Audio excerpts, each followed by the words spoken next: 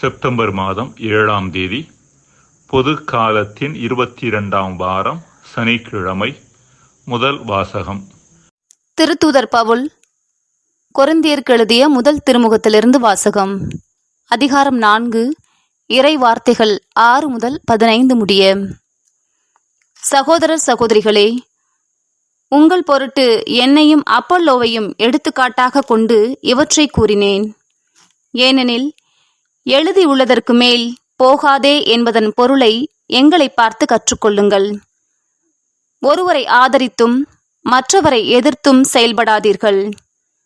இருமாப்பு கொள்ளாதீர்கள். நீங்கள் மற்றவர்களை விட உயர்ந்தவர்கள் என்று சொன்னவர் யார்?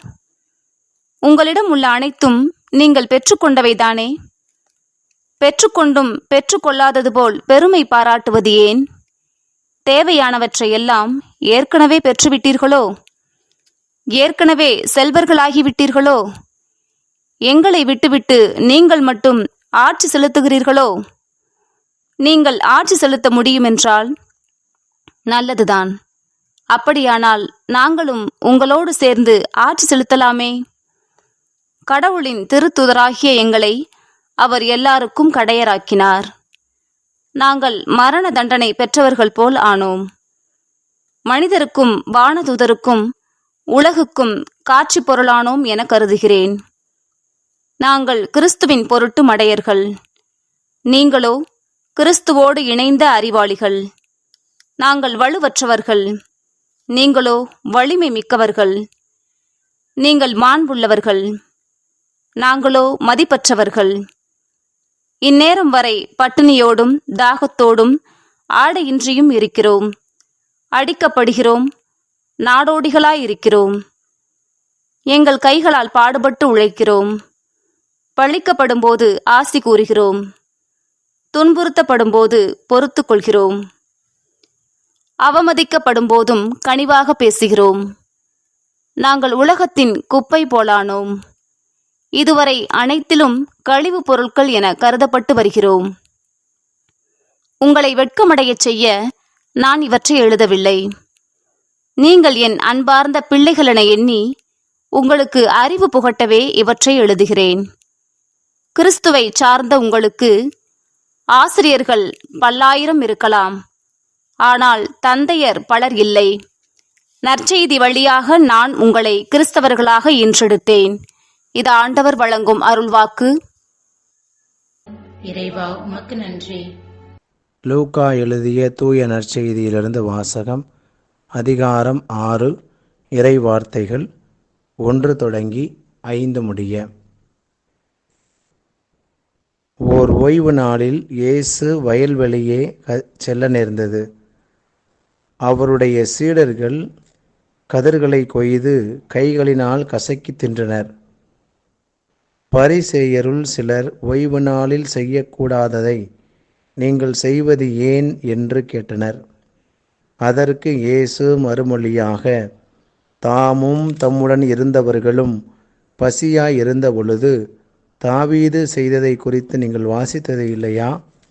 அவர் இறை இல்லத்திற்குள் சென்று குருக்கள் மட்டுமே அன்றி வேறு எவரும் உண்ணக்கூடாத அர்ப்பண அப்பங்களை எடுத்து தாம் உண்டது மட்டுமன்றி தம்மோடு இருந்தவர்களுக்கும் கொடுத்தார் அல்லவா என்று கூறினார். மேலும் அவர்களிடம், ஓய்வு நாளும் மானிட மகனுக்கு கட்டுப்பட்டதே என்று கூறினார். ஆண்டவரின் அருள் வாக்கு. கிறிஸ்துவே, உமக்கு புகழ். அன்புக்குரியவர்களே, தமிழ் இலக்கணத்தில் வஞ்ச புகழ்ச்சி அணி என்ற ஒன்று உண்டு என்பது நமக்கு தெரியும்.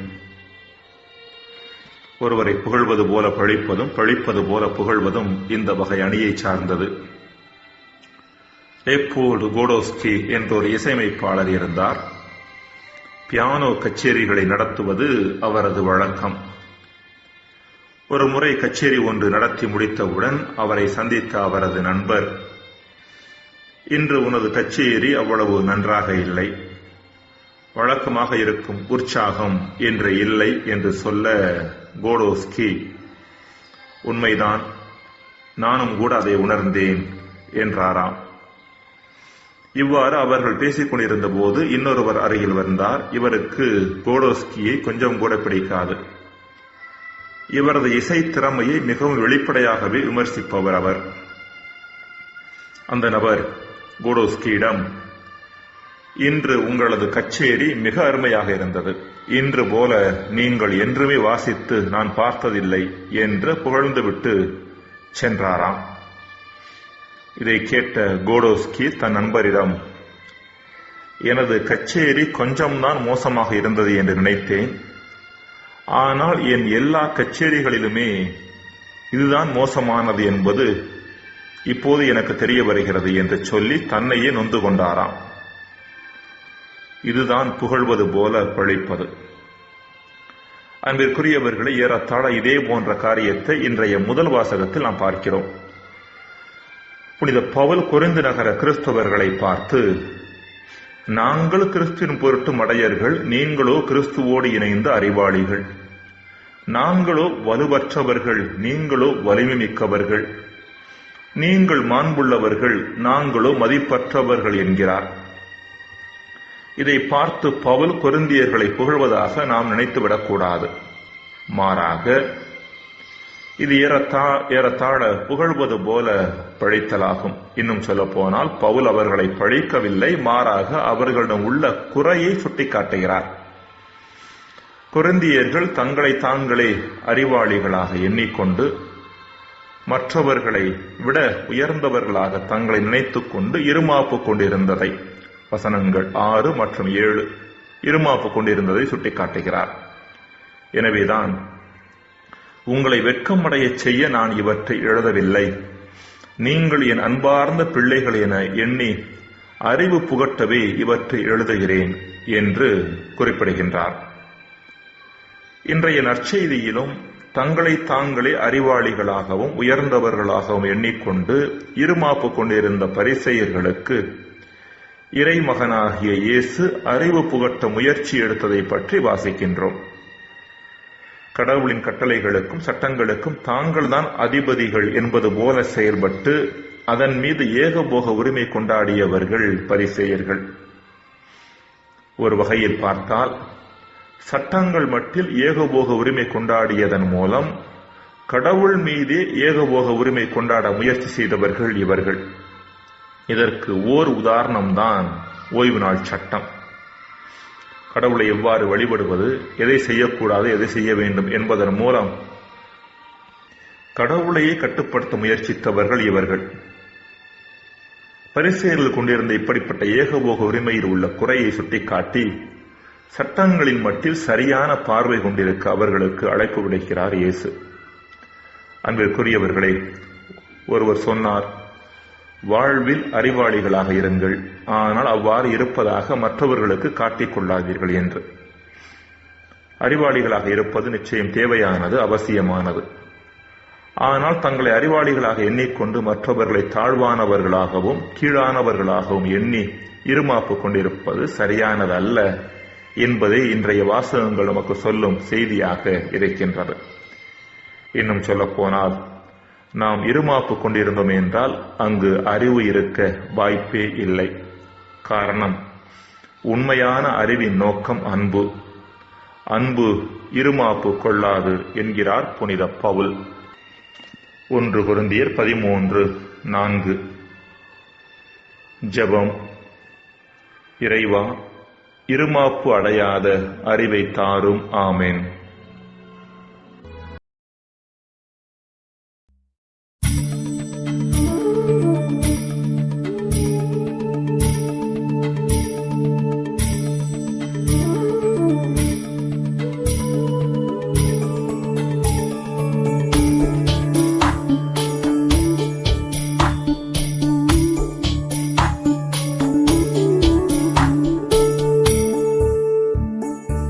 என்னில் நீ வருவதற்காய் உன்னை தேடி வருகின்றேன். என்னில் நீ வருவதற்காய் உன்னை தேடி வருகின்றேன். உன் சாயல் நானாகவே என் வாசல் வா தெய்வமே. என் வாசல் வா தெய்வமே. உனையன்றி வழி இல்லை, உனையன்றி ஒளி இல்லை, உன் சாயல் நானாகவே. என் வாசல் வா தெய்வமே, என்னில் நீ வருவதற்காய் உன்னை தேடி வருகின்றேன்.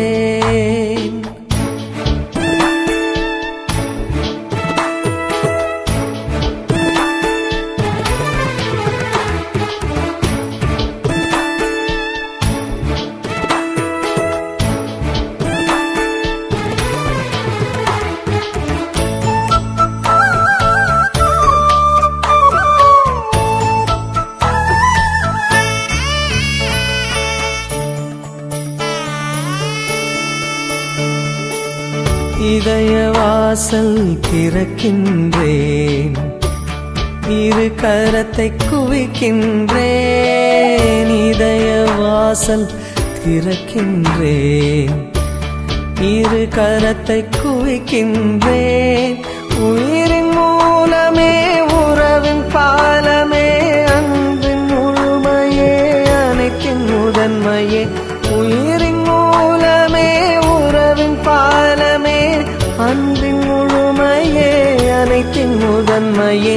காதவன் பூமியில் வெளிச்சமாவது போல் அன்பனே என்னில் நீ வெளிச்சமாகிட.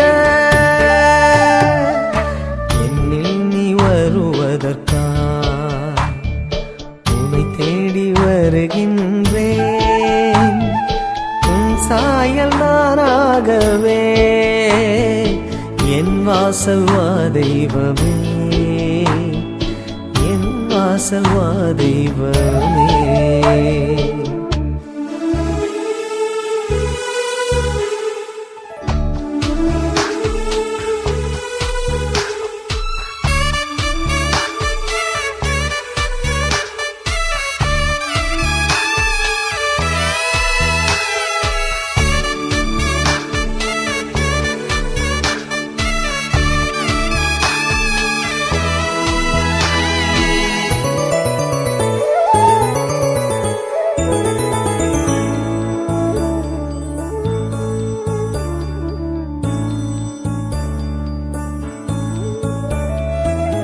உன்னில் வாழ துடிக்கின்றேன், உன் அன்பை நினைக்கின்றேன். உன்னில் வாழ துடிக்கின்றேன், உன் அன்பை நினைக்கின்றேன். எண்ணின் தொடக்கமே, அன்பின் அர்த்தமே, ஆதி அந்தமே, எனது சொந்தமே. எண்ணின் தொடக்கமே, அன்பின் அர்த்தமே, ஆதி அந்தமே, எனது சொந்தமே. அழுதிடும் அழலைக்கும் அணைக்கும் தாயை போதும் சிறகினில் நான் தங்கி இளை பாரிட. என்னில் நீ வருவதற்காய் உன்னை தேடி வருகின்றேன். உன் சாயல் நானாகவே, என் வாசல் வா தெய்வமே, என் வாசல் வா தெய்வமே. உனையன்றி வழி இல்லை, உனையன்றி ஒளி இல்லை, உன் சாயல் நானாகவே. என் வாசல் வா தெய்வமே, என்னில் நீ வருவதற்காய் உன்னை தேடி வருகின்ற.